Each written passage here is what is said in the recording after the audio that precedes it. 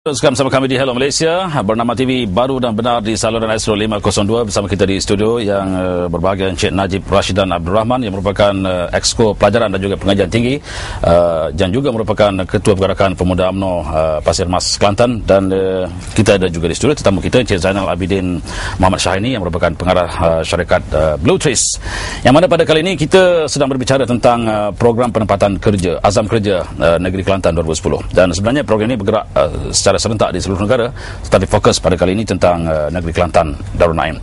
Dan Cik Zainal, kalau tadi Cik Zainal sebut ada sentiasa bersama dengan dengan pihak Pergerakan Pemuda UMNO Pasir Mas ke mana-mana dalam program roadshow kita ini. Tetapi mungkin kalau kita lihat mereka yang tidak berkelayakan ataupun school leavers, mereka yang telah meninggalkan alam persekolahan lebih banyak di kampung-kampung, desa-desa dan sebagainya. Mungkin ada pendekatan baru untuk terus pergi ke akar umbi dan sebagainya. Bagaimana? Pendekatan yang kita gunakan buat masa sekarang yang ada lah. Kita hanya masuk seperti mana saya beritahu tadi lah. Kita masuk melalui supermarket, tetapi sebelum tu kita iklankan dulu kan.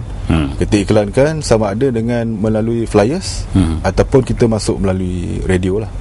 Itu saja cara yang kita nampak buat masa sekarang. Tapi kalau saya kira kalau nak lebih mudah lagi medium yang kalau boleh saya cadang. Cik, Muzi pula cadang. Bukan disebabkan untuk kebaikan bersama, for the sake of our betterment.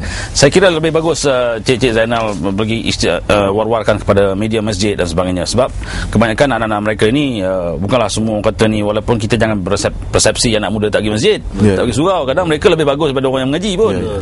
Kan umum sebelum Jumaat dan sebagainya. Saya kira dengan ikhlas hati, saya kira benda-benda ni akan jadi lebih ampuh. Sebab apa-apa pun orang kata kita boleh ambil kesempatan bahawa bukanlah kita opportunis dari sudut ekonominya, tetapi demi kebaikan anak-anak Korea itu sendiri. Saya kira di samping pada medium lain lah.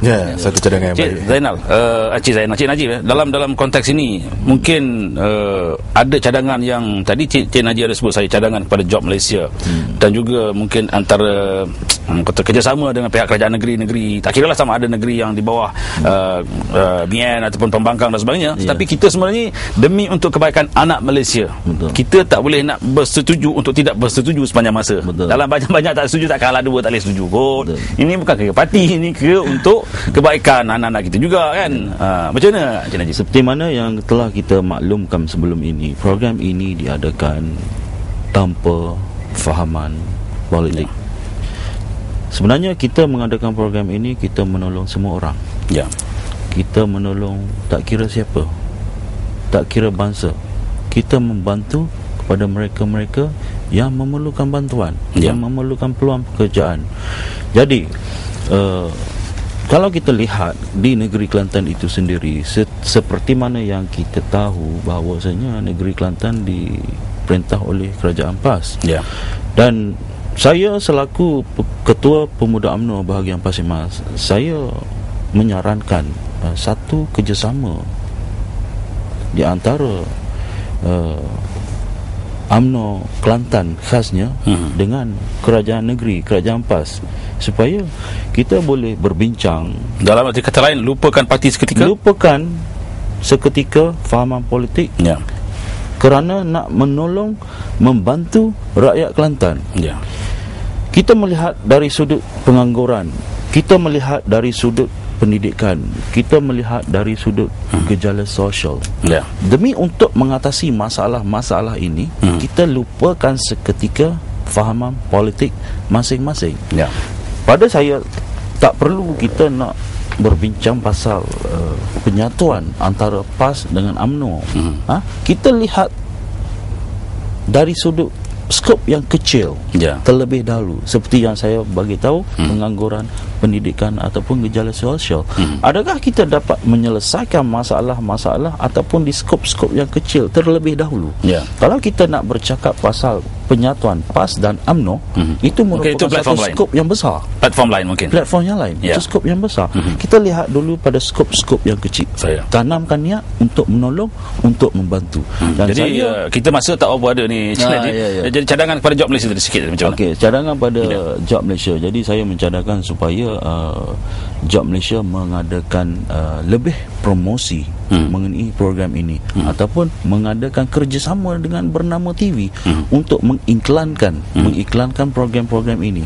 Dan juga saya mengharapkan kerajaan Malaysia dapat mengadakan ataupun mencipta sistem ataupun